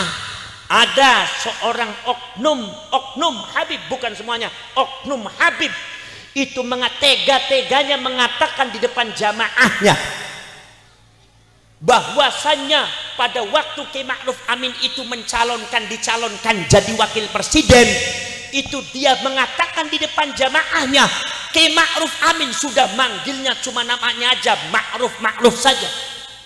Ini jelas sudah tidak sopan, tidak ada adabnya, dan mengajari orang Indonesia kagak bener. Sebab Kiai Ma'ruf Amin adalah seorang ulama sepuh di Indonesia dan kepakaran fikihnya belum ada yang bisa nandingi di Indonesia. Saudara-saudara sekalian, itu bilangnya apa? Kiai Ma'ruf Amin disamakan dengan binatang najis.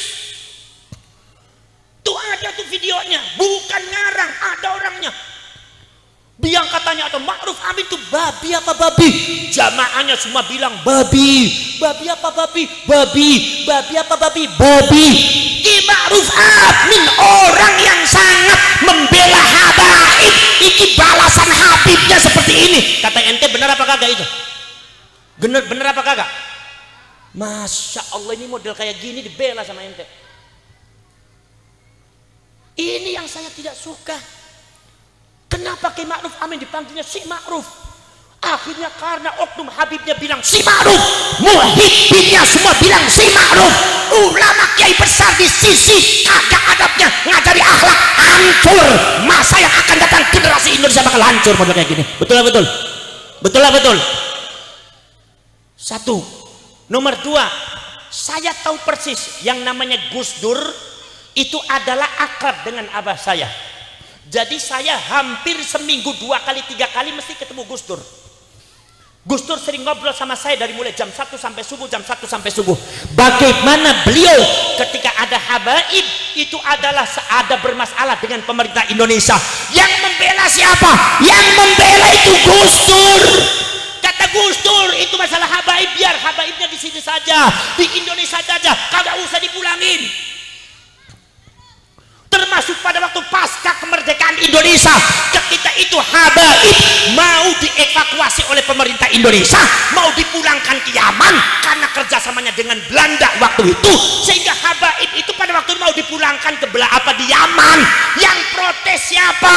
Yang protes yang membantu ulama NU, sampai akhirnya habaib dan para masyayikh membentuk apa yang disebut PAI, Partai Arab Indonesia.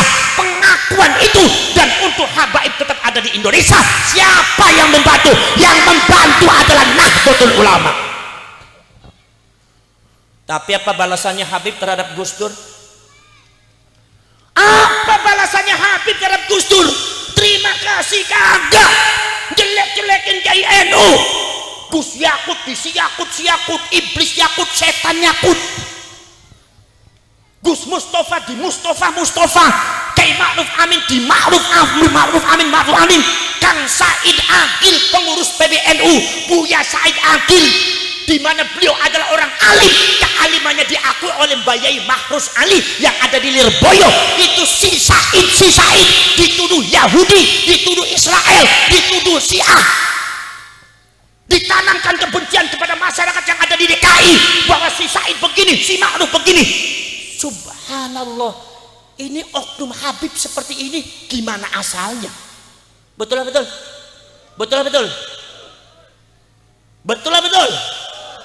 Subhanallah, itu Gus Dur membela mati-matian, membela habaib. Itu bukan sembarangan. Konstitusi Indonesia dilabrak oleh Gus Dur. Tapi apa balasannya habaib? Oknum habaib hanya malah bilang Gus Dur buta mata, buta hati. Subhanallah. Saya tanya kepada kalian bangsa Indonesia, kecewa apa kagak? Saya tanya kepada kalian, kecewa apa kagak? Kecewa apa kagak?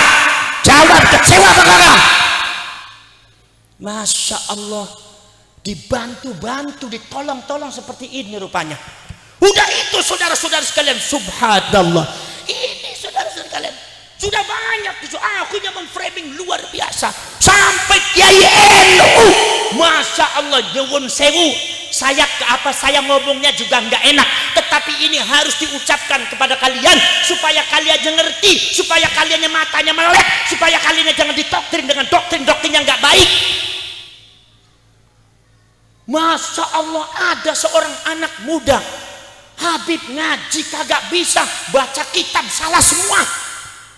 Sama kiai-kiai mengatakan anjing kiai, babi kiai, curut kiai. Subhanallah, ini mulutnya cucunya Rasulullah apa mulutnya setan dengan iblis? Jawab. Masya Allah, ini model begini bagaimana di akhiratnya nanti nih?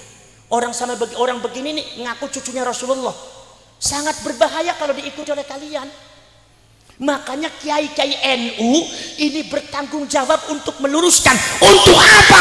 Untuk supaya masyarakat rakyat Indonesia jangan dibohongi dengan doktrin-doktrinnya Ba'alwi, tapi nyatanya masyarakat Indonesia digiring sama perpecahan umat Islam, perpecahan rakyat Indonesia digiring pada satu moral-moral yang tidak bagus.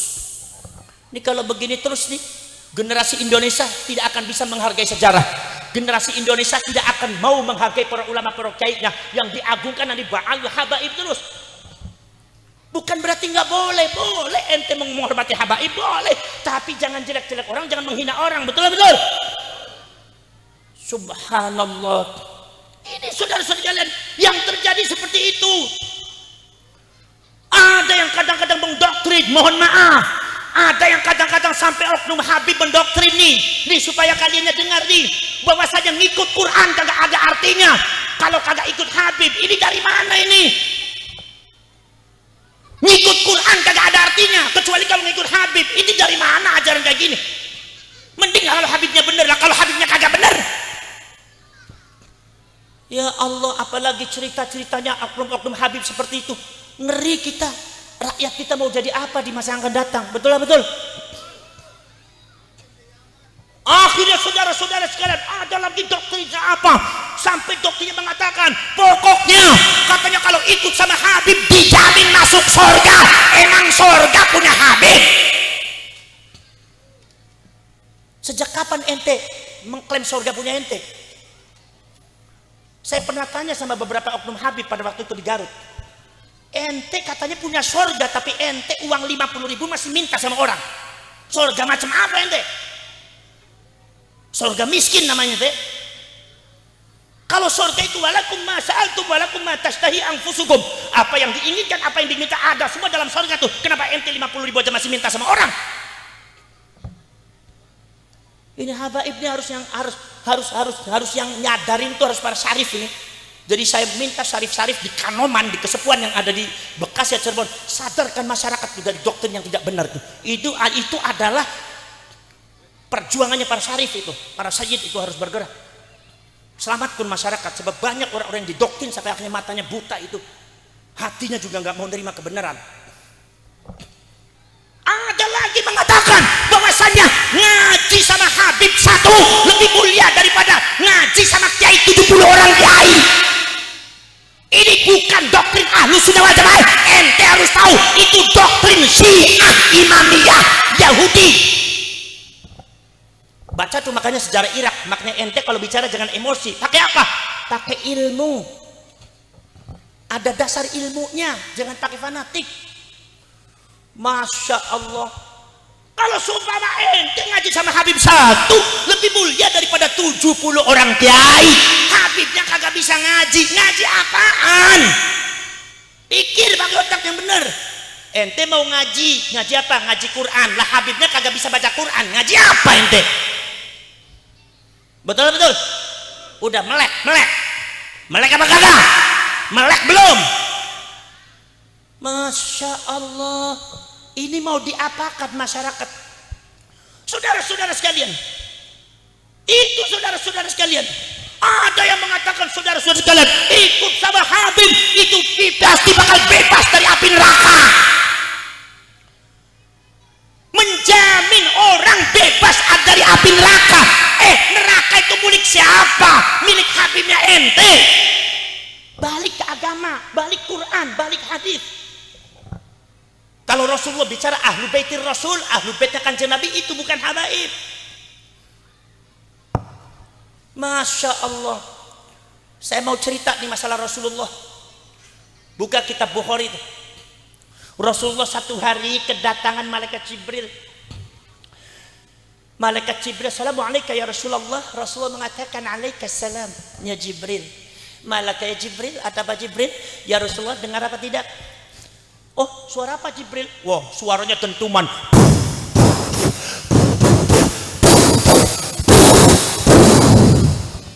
Bangunin yang ngantuk dah.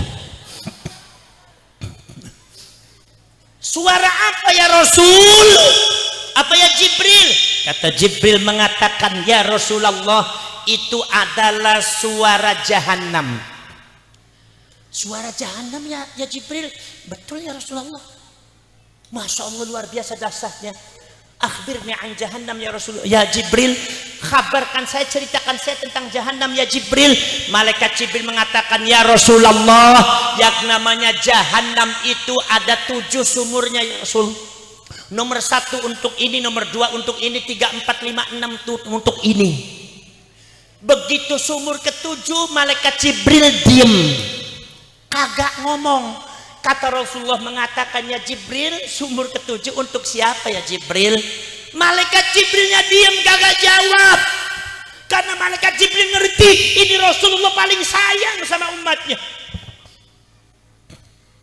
Dipaksa oleh Rasulullah, ya Rasul, ya Jibril, sumur nomor 7 untuk siapa Jibril? Kabarkan kepada saya untuk siapa. Malaikat Jibril tertunduk. Malaikat Jibril menyampaikan kepada Rasulullah dengan bibir yang bergetar. Kata malaikat Jibril mengatakan, ya Rasulullah, sumur nomor 7 itu untuk umatnya engkau yang berdosa. Itu Rasulullah bukannya langsung padam merasa disambar petir. Rasulullah langsung pingsan. Begitu Rasulullah sadar, Rasulullah tidak menoleh ke Abu Bakar, tidak menoleh ke Sayyidina Umar, langsung masuk ke kamar. 4 hari 4 malam Rasulullah kagak keluar. Cibitung. Sayyidina Abu Bakar ketok-ketok kagak dibuka. Sayyidina Umar kagak dibuka, Sayyidina Utsman kagak dibuka, Sayyidina Ali kagak dibuka. Akhirnya semua itu sahabat mengatakan, ya Fatimah, engkau adalah qurratul ain, permata hatinya Rasulullah. Coba engkau yang ketok-ketok, barangkali beliau berkenan untuk membukakan pintunya, karena kami merasa khawatir. Kawan dinten, kawan dalu, 4 hari 4 malam Rasulullah belum makan, belum istirahat. Begitu Siti Fatimah langsung ketok-ketok, assalamualaikum ya abi, assalamualaikum ya afdhalul anbiya'i wal mursalin, ya akramal makhluqat. Rasulullah dari dalam tahu ini suaranya Fatimah, ini adalah permata hati saya. Dibuka itu Rasulullah. Begitu dibuka Rasulullah, matanya semuanya sembab dengan air. Rasulullah kurus badannya, sedang terseduh-seduh. Kata Siti Fatimah langsung memeluk Rasulullah, ya abi, mayubkika ya abi, apa yang membuat diriku menangis? Apa yang membuat dirimu menangis ya abi? Katakan kepada saya. Tidak ya Fatimah, tidak. Enggak ya abi, kabarkan kepada saya. Enggak apa-apa Fatimah. Tidak ada apa Fatimah. Enggak ya abi, kabarkan saya. Ceritakan ada apa. Rasulullah tiba-tiba langsung tersungkur sujud, dipeluknya lagi oleh Siti Fatimah. Kemudian kata Rasulullah, kata Siti Fatimah, ya abi ada apa? Baru Rasulullah bercerita, ya Fatimah, abi tadi bertemu dengan Jibril. Jibril menceritakan masalah neraka Jahannam, sumurnya ada 7, nomor 1, 2, 3, 4, 5, 6, diceritakan semua untuk siapa. Begitu sumur nomor 7 ya Fatimah, ternyata untuk umatnya abi yang berdosa. Abi kaget, makanya abi langsung pingsan, makanya abi langsung masuk minta kepada Allah, sujud. Sampai sekarang kagak mau berhenti abi sebelum Allah itu memaafkan dosa-dosa daripada umatku. Salim ummati, selamatkan umatku, selamatkan umatku. Ini Rasulullah sayang banget sama kalian. Ini yang model kayak gini kadang-kadang orang Cibitung suruh patungan muludan aja pelit amat. Masya Allah. Itu kalau seumpama Rasulullah bisa menjamin umatnya masuk surga, kagak ada cerita Rasulullah sampai nangis seperti ini, kagak ada. Itu menunjukkan bahwa surga dan neraka itu bukan milik Rasulullah, milik Allah Subhanahu wa ta'ala. Kalau seumpama Rasulullah tidak pernah mengklaim surga, kenapa ente jadi Habib mengklaim surga dengan neraka? Alasannya apa? Dalilnya apa? Ente bertindak sudah melampaui Rasulullah SAW, seolah-olah ente lebih hebat daripada Rasulullah SAW. Dan ini jelas sebuah kebatilan, dan ini harus dihentikan. Kalau tidak dihentikan, masyarakat Jabodetabek berubah jadi Ahlus Sunnah wal Jamaah, akhirnya jadi Syiah Imamiyah, membabi buta kepada orang-orang yang mengklaim dirinya cucunya Rasulullah SAW, padahal di situ adalah tidak ada buktinya. Betul lah betul, betul lah betul. Saudara-saudara sekalian, sudah kayak gitu saudara-saudara sekalian. Kata Rasulullah mengatakan kepada Banu Abdi Manaf, ya Bani Abdi Manaf, anqidhu anfusakum minan nar fa inni la ughni ankum minallahi syai'a. Wahai Banu Abdi Manaf, selamatkan diri kalian dari neraka, karena aku tidak akan membantu kalian nanti di akhirat. Tidak bisa membantu apa-apa kalau seumpama kalian yang kagak bener. Saya tidak bisa membantu apa-apa di depan Allah. Ya Fatimah, anqidhi nafsaki minan nar fa inni la ughni anki minallahi syai'a. Fatimah, kamu jangan merasa anaknya Abi, tetapi kamu harus beramal dengan baik, beramal dengan soleh. Sebab kalau seumpama kamu salah, aku ki bapakmu Fatimah tidak akan bisa menolong kamu nanti di akhirat nanti. Ini menunjukkan urusan surga, urusan neraka itu adalah urusan Allah dan bukan miliknya Rasulullah, bukan miliknya Rasulullah. Neraka juga bukan miliknya Rasulullah. Maka Rasulullah tidak pernah mengklaim surga dan neraka itu miliknya Rasulullah. Kalau seumpama seperti ini ada oknum Habib mengklaim siapa yang masuk ikut sama saya pasti masuk surga, pasti selamat dari api neraka. Mana perjanjian kalian dengan Allah bahwa itu bisa dijamin? Ini nggak benar dan ini harus diluruskan. Betul lah betul. Saudara-saudara, ini mendoktrin kalian masalah kebangsaan, masalah keislaman. Ada seorang Habib mengatakan, tega-teganya mengatakan di depan rakyat Indonesia, kalau tanpa Habib Indonesia tidak akan kenal Islam, kalau tanpa Habib Indonesia tidak akan kenal Allah, kalau tanpa Habib Indonesia tidak akan kenal Nabi, kalau tanpa Habib Indonesia tidak akan mengenal Islam. Ini model macam ini karena pembohong. Ini jelas tidak benar dan saya harus katakan itu tidak benar. Kalau saya mengatakan itu benar berarti saya pembohong. Kalian harus tahu, kalian ini orang tua kalian sudah mengenal Islam sebelum Habib datang. Kenapa kalian didoktrin semacam itu kalian percaya? Habaib datang, lihat sejarah. Habaib datang dari Yaman, dari Hadramaut abad ke-19. Yang mendatangkan siapa? Belanda.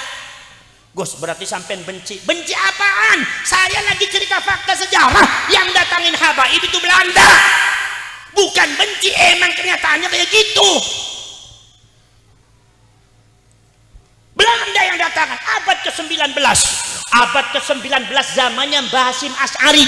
Pada waktu Habaib ini baru datang ninjak Indonesia nih, kalian semua orang tua kalian di Indonesia ratusan tahun sudah mengenal Islam, ratusan tahun sudah mengenal Allah, ratusan tahun sudah mengenal Nabi Muhammad SAW, ratusan tahun sudah mengenal agama Islam, ratusan tahun sudah mengenal agama Islam. Bahkan orang tua kalian, nenek dan nenek moyang kalian, mbah-mbah kalian sudah bisa menciptakan peradaban Islam yang lebih hebat daripada peradaban negaranya Habib yaitu Yaman.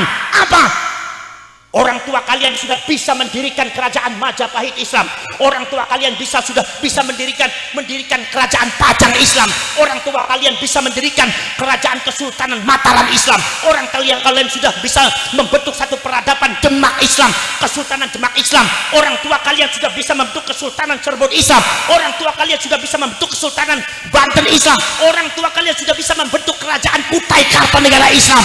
Orang tua kalian sudah bisa membentuk kerajaan Ternate Sultan Babungga Islam. Orang tua kalian sudah bisa membentuk kerajaan yaitu Bone Islam, Maluku kerajaan Islam. Orang tua kalian sudah bisa membentuk kerajaan yaitu adalah Minangkabau Padang Islam. Orang tua kalian sudah bisa membentuk peradaban kerajaan Samudra Pasai Islam. Sebelum Habib datang, orang tua kalian sudah bisa membentuk peradaban Islam lebih hebat daripada peradaban negaranya Habib. Jadi kalau cuma ada oknum Habib, doktrin kalian ini kalau tanpa Habib Indonesia tidak akan mengenal Islam. Kalau tanpa Habib ente tidak kenal sama pengiran, ente tidak kenal sama Rasulullah. Ini oknum Habib semacam ini adalah kalam, pembohong, kagak benar, jangan dipercaya sama ente.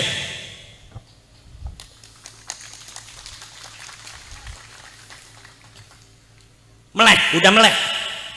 Melek atau belum? Melek belum? Udah sekarang apa lagi? Nih, ada lagi pemalsuan makam. Masya Allah, saya ini kadang-kadang nggak ngerti sama kelompok Ma'hal itu.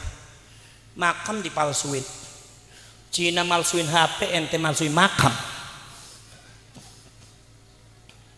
Itu bukan fitnah, saya terjun langsung. Ini oknum Habib malsuin makan kemarin, malsuin sesepuh.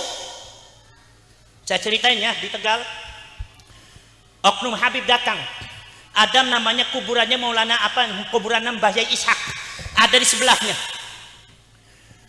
Oknum Habib datang, ada yang dari apa kota, ada yang dari Pemalang, ada yang dari mana-mana, termasuk dari Bogor datang. Itu saudara-saudara sekalian, kata orang setempat, tiba-tiba membuat kuburannya Mbah Yai Ishak bukan di kuburannya tapi di sebelahnya. Yang jadi pertanyaan, ini Habib bisa buat makam di sebelahnya Mbah Yai Ishak, diklaim itu kuburannya Mbah Yai Ishak. Dari mana? Cucu-cucunya Mbah Yai Ishak masih ada mengatakan bahwa kata keluarganya, mbah saya itu makamnya yang ini Gus, bukan yang ini, tapi yang dibangun oleh Habib yang ini. Saya bilang, kenapa entenya diem aja? Itulah, nggak tahu itu kelebihannya orang Indonesia apa kekurangan orang Indonesia, itu takut aja terus sama oknum Habib. Sudah tahu mbahnya diklaim kayak gitu mah takut aja ente, mah kalah terus ente. Apa ente itu bangsa kalah, apa ente itu? Pantesan aja Belanda itu datang di Indonesia 350 tahun menjajah. Karena apa? Rupanya mentalnya yang semacam gini, mau dijajah itu. Kenapa ibu bapak nggak bilang sama Habibnya ini nggak benar? Sudah Gus, sudah, tapi Habibnya maksa terus. Akhirnya yang dibangun sebelahnya, begitu dibangun sebelahnya, itu bangunan kuburannya bagus amat. Kuburannya Mbah Yai Ishaknya rata dengan tanah, dibiarin. Ini maksudnya apa? Oknum Habib membuat kuburannya Mbah Yai Ishak sebelahnya, sementara yang aslinya dibiarin. Ini maksudnya apa? Anak pengen tahu. Ente begitu maksudnya apa, wahai oknum Habib? Ente dosa ente di belakang Allah, pertanggungan jawaban ente teman Allah. Kalau ada muhib-muhibin yang mendukung semacam ini, ente juga kena di depan Allah, sama Habibnya sekalian dituntut oleh Allah. Ini pembohongan. Betul lah, betul. Masya Allah, model kayak gini sama Bekasi belain apanya ente? Jangan fanatik seperti itu. Betul lah, betul. Akhirnya Masya Allah, itu Mbah Yai Ishak, saya waktu itu datang di haulnya. Setiap tahun ada haulnya. Itu oknum Habib itu berkumpul ngadakan haul baru, haul sendiri, haulnya Mbah Ishak. Jadi haulnya ada dua. Astagfir, ayo bareng-bareng astagfir. Salah apa kagak kayak gitu? Bener apa kagak kayak gitu? Akhirnya maaf, cucu-cucunya semuanya resah. Akhirnya saya datang. Begitu saya datang, saya bilang bongkar makam ini, bangun bangunnya makamnya Bayi Isa. Dan kalau ada haul dibuat oleh oknum Habib yang tidak benar, ini berarti batil, bubarkan. Pemerintah harus bertindak tegas. Kalau kagak begini nanti ente sebagai warga negara diinjek-injek terus ente. Sejarahnya diinjek, sejarahnya dibelokkan, makamnya dipalsukan. Ini maksudnya oknum Habib begitu apa maksudnya ente? Saya pengen tahu dah. Masya Allah, model kayak gini dibela aja sama ente. Udah melek apa kagak? Saudara-saudara sekalian, subhanallah. Jadi saudara-saudara, bukan berarti saya benci sama Habib, tapi ini salah, ini berbahaya, dan ini kebatilan. Ini gak boleh seperti itu, kejahatan menurut saya itu. Kalau ada orang jahat itu jangan dibiarkan. Udah saudara-saudara kalian, akhirnya kemudian saudara di Probolinggo ada oknum Habib membuat 4 makam palsu.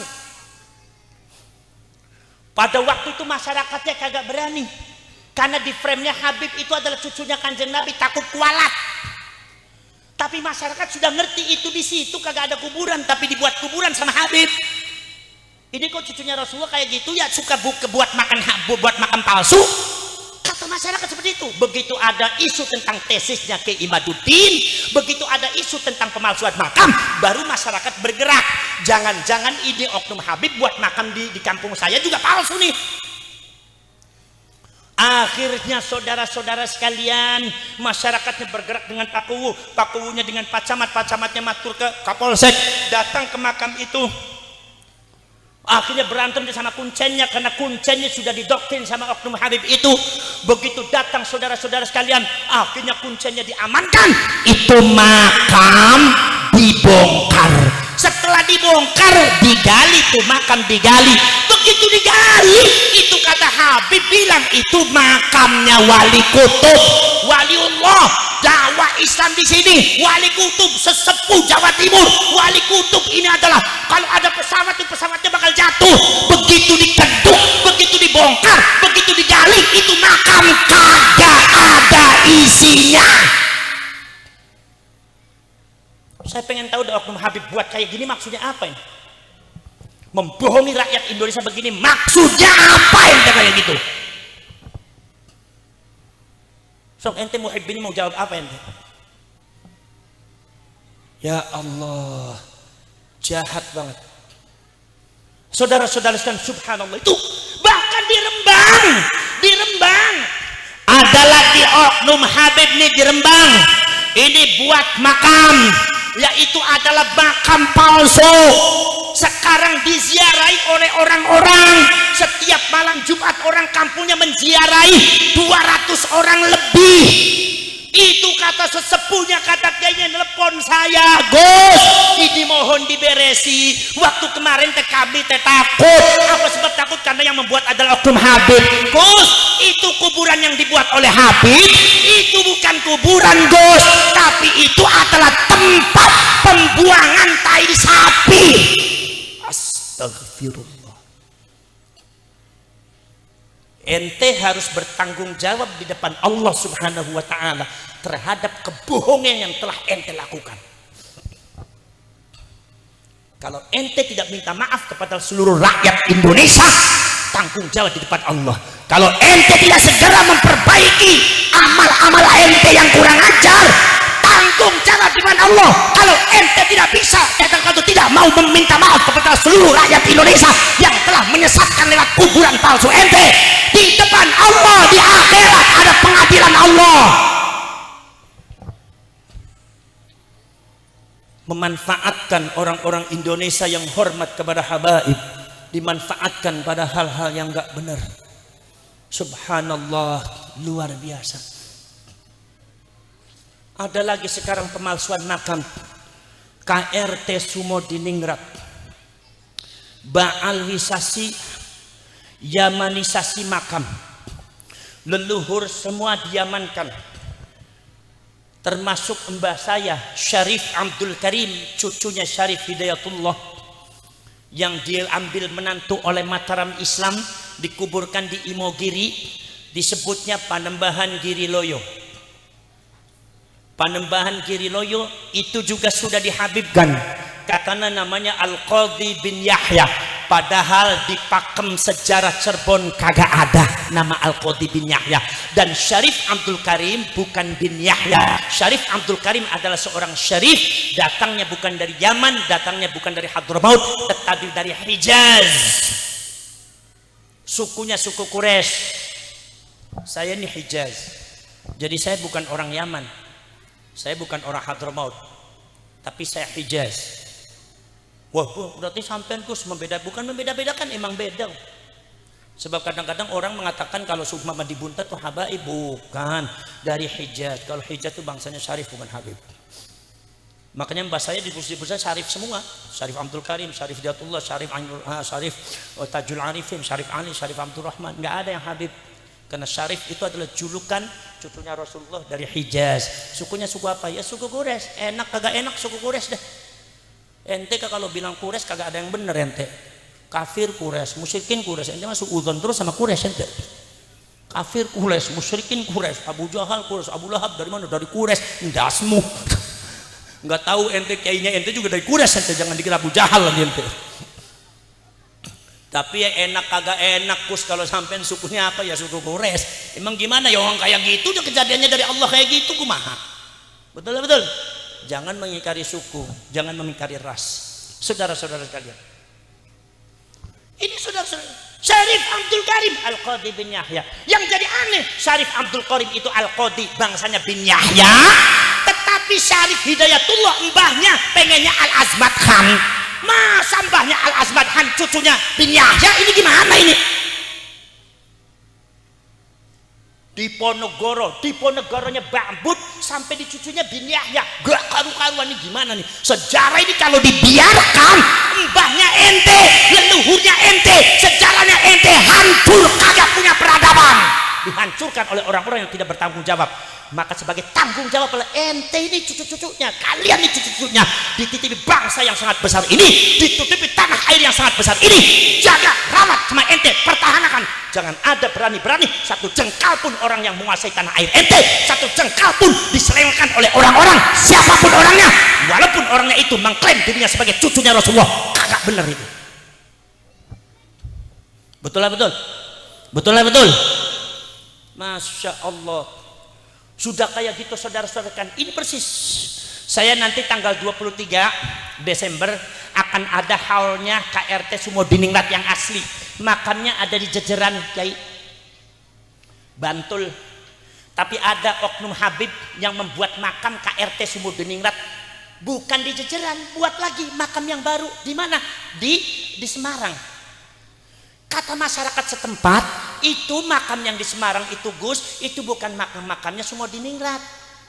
Itu kata orang yang di situnya. Makamnya siapa? Makamnya Mbah Kramat Jati yang disebut Mbah Singo Barong. Tapi dijadikan oleh oknum Habib makam yang sangat mewah, katanya makam KRT Sumodiningrat. Lah, berarti makam di Jejerannya makamnya siapa? Ini makam baru di Semarang. Ente harus bertanggung jawab di depan Allah. Allah Maha Dahsyat. Allah tidak akan bisa dibohongi oleh ente. Ente bisa berbohong di depan rakyat Indonesia. Ente bisa berbohong di depan kami. Kalian bisa berbuat jahat di belakang kami. Kalian bisa berbohong di depan kami apa di depan kami. Tapi kalian tidak akan bisa berbohong di depan Allah Subhanahu wa taala. Betul betul.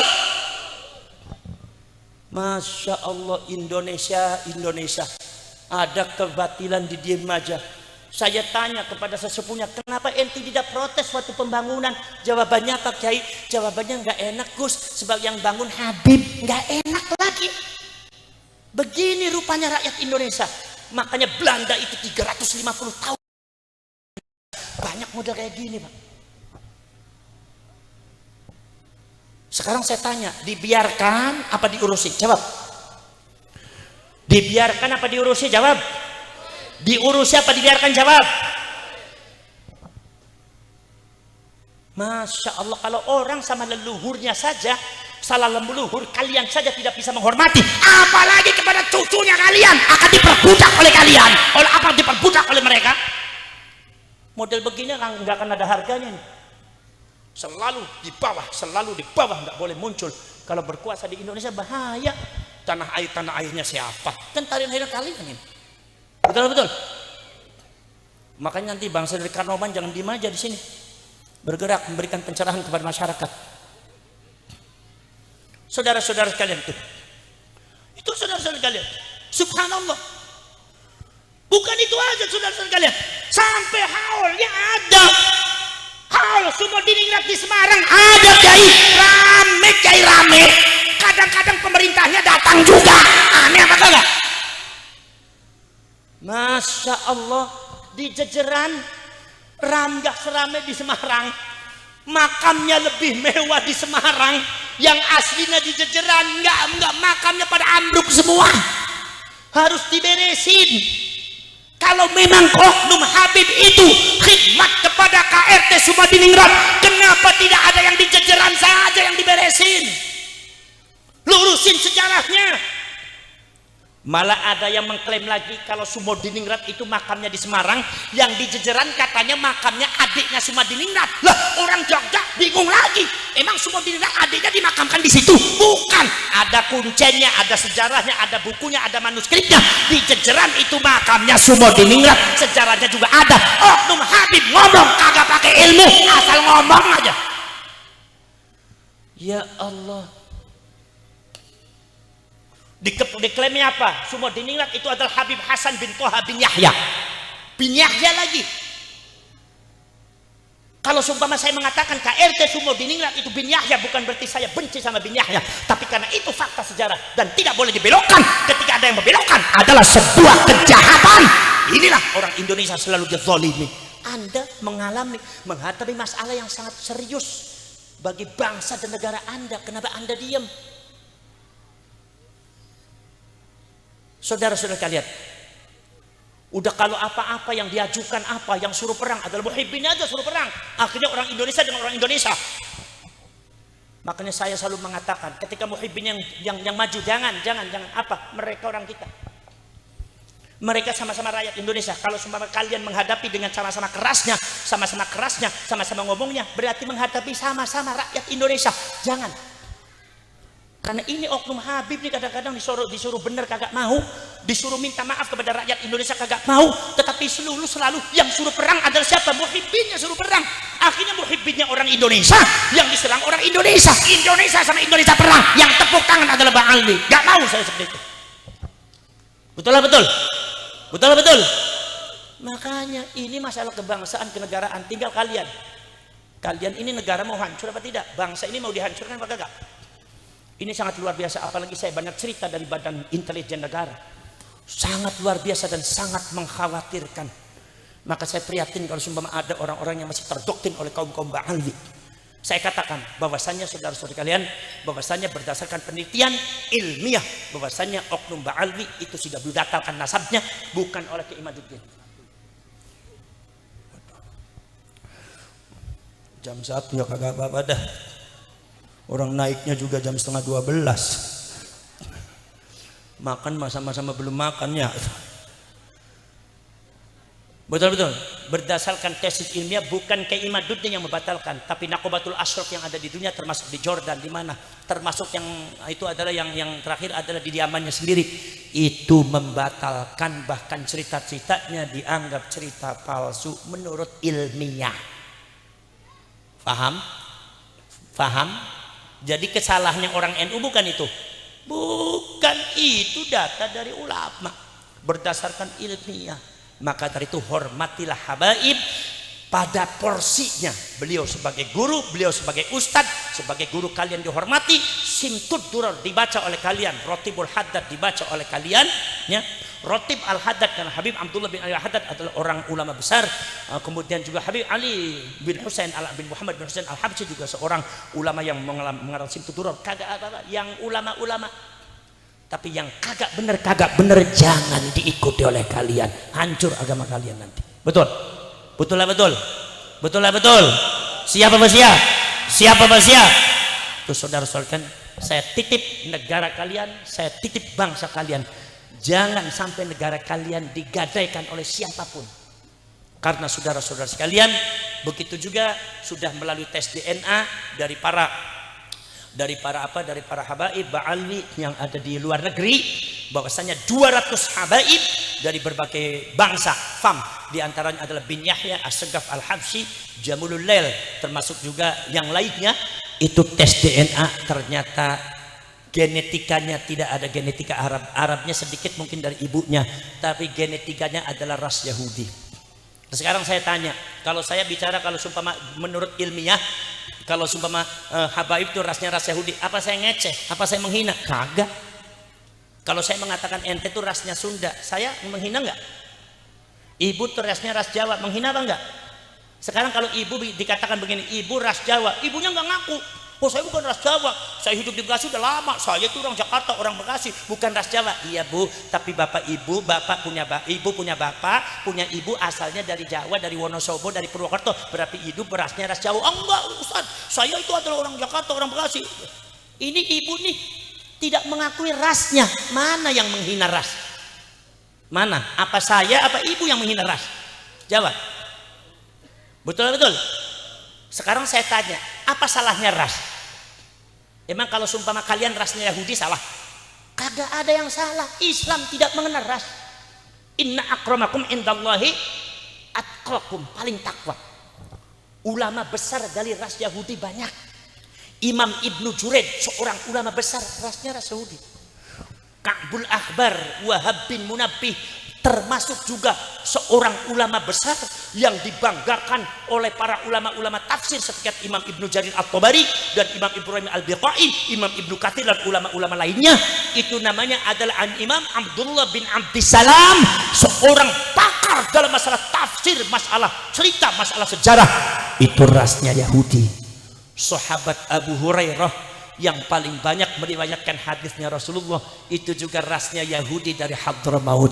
Apa salahnya dengan ras? Saya tanya.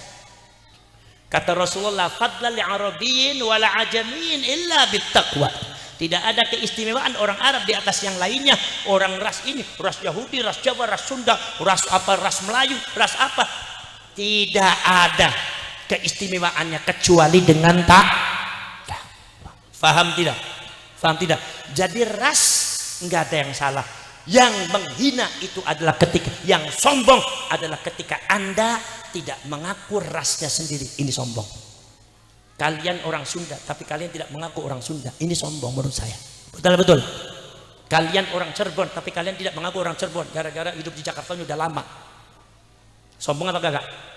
Maka dari itu ketika seumpama sudah ditemukan tuh data ilmiah yang tidak bisa dibantah dengan ilmu teknologi yang benar, saintifik, dan itu yang namanya tes DNA, itu laboratoriumnya di Jordan juga ada. Naqobatul Ashraf itu sudah punya dan sudah menyatakan bahwasannya yang namanya kaum Ba'alwi itu adalah rasnya Yahudi, dan sudah diakui oleh bangsa Yahudi dari Eropa bahwasannya Ba'alwi yang ada di Hadramaut itu adalah keluarga kami. Clear? Beres? Maksudnya apa? Cintailah habaib sebagaimana porsinya. Kalau mereka mau memiliki satu perilaku yang kurang bagus untuk bangsa dan negara kita, kitanya jangan diam, karena kita ini adalah pemilik daripada negara dan bangsa ini. Setuju apa setuju? Bismillahirrahmanirrahim. Alhamdulillahi rabbil alamin.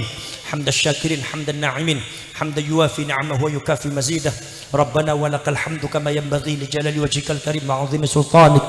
Allahumma salli salatan tujiruna biha minan nar wa tudkhiluna biha al-jannata ma'al abrar. Ya aziz wa ghaffar ya rabbil alamin.